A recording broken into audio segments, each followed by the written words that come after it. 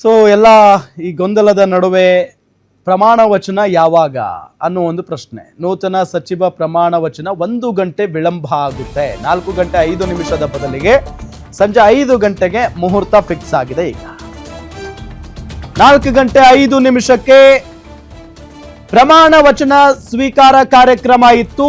ಆದ್ರೆ ಕಾರಣಾಂತರಗಳಿಂದ 1 hour late ಆಗ್ತಾ ಇದೆ. 5 ಗಂಟೆಗೆ ಮುಹೂರ್ತ ಫಿಕ್ಸ್ ಆಗಿದೆ. ಸಂಜೆ 5 ಗಂಟೆಗೆ ಪ್ರಮಾಣ ವಚನ ಸ್ವೀಕರಿಸಲಿದ್ದಾರೆ ಸಚಿವರು.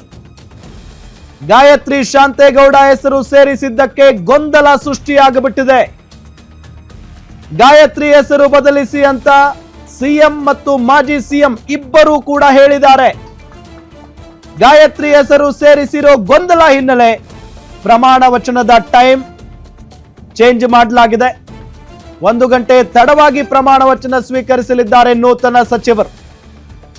20ರ ಬದಲಾಗಿ 19 ಶಾಸಕರು ಮಾತ್ರ ಸಂಜೆ ಪ್ರಮಾಣ ವಚನ ಸ್ವೀಕರಿಸಲಿದ್ದಾರೆ ಅನ್ನೋದು ಗೊತ್ತಾಗ್ತಾ ಇದೆ. ನೋಡಿ, ಇಷ್ಟು ದಿನಗಳ ಕಾಲ ಸಮಯಾವಕಾಶವನ್ನ ತೆಗೆದುಕೊಂಡಿದ್ದಾರೆ ಈ ಪಟ್ಟಿಯನ್ನ ರೆಡಿ ಮಾಡೋದಕ್ಕೆ. ಹೈಕಮಾಂಡ್ ನಾಯಕರು ಪದೇ ಪದೇ ವಾಪಸ್ ಕಳಿಸ್ಕೊಡ್ತಾ ಇದ್ರು. ಇದರಲ್ಲಿ ಇನ್ನೂ ಬಹಳಷ್ಟು ಚೇಂಜಸ್ ಬೇಕು, ಅರ್ಹತೆ ಇರೋರನ್ನ ಆಯ್ಕೆ ಮಾಡೋಣ ಅಂತ ಹೇಳಿ ಪದೇ ಪದೇ ಹೆಸರುಗಳನ್ನ ಚೇಂಜ್ ಮಾಡ್ತಾನೆ ಬಂದಿದ್ದಾರೆ ಹೈಕಮಾಂಡ್ ನಾಯಕರು. ಬಟ್ ಕಡೆ ಗಳಿಗೆಯಲ್ಲಿ ಈ ರೀತಿಯಾದಂತ ಗೊಂದಲ ಆಗೋದಕ್ಕೆ ಕಾರಣ ಏನು? ಇದರ ಜೊತೆಗೆ ಈಗ ನೂತನ ಸಚಿವ ಪ್ರಮಾಣ ವಚನ ಕಾರ್ಯಕ್ರಮ 1 ಗಂಟೆ ತಡವಾಗಿ ಶುರುವಾಗ್ತಾ ಇದೆ. ಅಂದ್ರೆ ಮುಂಚಿನ ಟೈಮ್ 4 ಗಂಟೆ 5 ನಿಮಿಷ ಆದ್ರೆ ಈಗ 1 ಅವರ್ ಲೇಟ್, ಅಂದ್ರೆ 5 ಗಂಟೆಗೆ ಮುಹೂರ್ತ ಫಿಕ್ಸ್ ಆಗ್ತಾ ಇದೆ.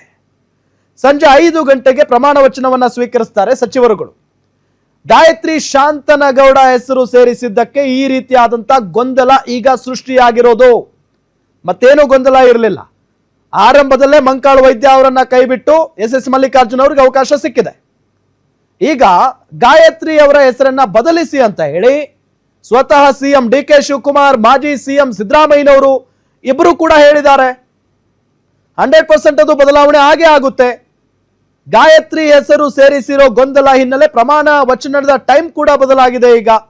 ಆದ್ರೆ ಈಗಿರುವಂತ ಪ್ರಶ್ನೆ ಏನಪ್ಪಾ, ಗಾಯತ್ರಿ ಅವರ ಜಾಗಕ್ಕೆ ಬರುವಂತ ಮಹಿಳಾ ಶಾಸಕಿ ಯಾರು ಪ್ರಮಾಣ ವಚನವನ್ನ ಸ್ವೀಕರಿಸ್ತಾರೆ? ಅನ್ನಪೂರ್ಣ ತುಕಾರಾಮ್ ಅವರು ಕೂಡ ಸಾಕಷ್ಟು ಲಾಭಿ ಮಾಡ್ತಾ ಇದ್ರು. ಜೊತೆಗೆ ಬಹಳ ಆಶ್ಚರ್ಯಕರ ವಿಚಾರ ಅಂತ ಅಂದ್ರೆ ಲಕ್ಷ್ಮೀ ಹೆಬ್ಬಾಳ್ಕರ್ ಅವರದ್ದು. ಲಕ್ಷ್ಮೀ ಹೆಬ್ಬಾಳ್ಕರ್ ಅವರ ಹೆಸರು ಬಂದೇ ಬರುತ್ತೆ ಅಂತ ಹೇಳಿ ಪ್ರತಿಯೊಬ್ರು ಕೂಡ ಅನ್ಕೊಂಡಿದ್ರು. ಆದ್ರೆ ಲಕ್ಷ್ಮೀ ಹೆಬ್ಬಾಳ್ಕರ್ ಅವರ ಹೆಸರು ಬರಲಿಲ್ಲ. ಬಟ್ ಈ ಮುಖೇನಾದ್ರೂ ಅವ್ರಿಗೆ ಅವಕಾಶ ಸಿಗುತ್ತಾ ಅನ್ನೋದು ಒಂದು ಕುತೂಹಲ ಇದೆ. ಕಾದ್ ನೋಡೋಣ.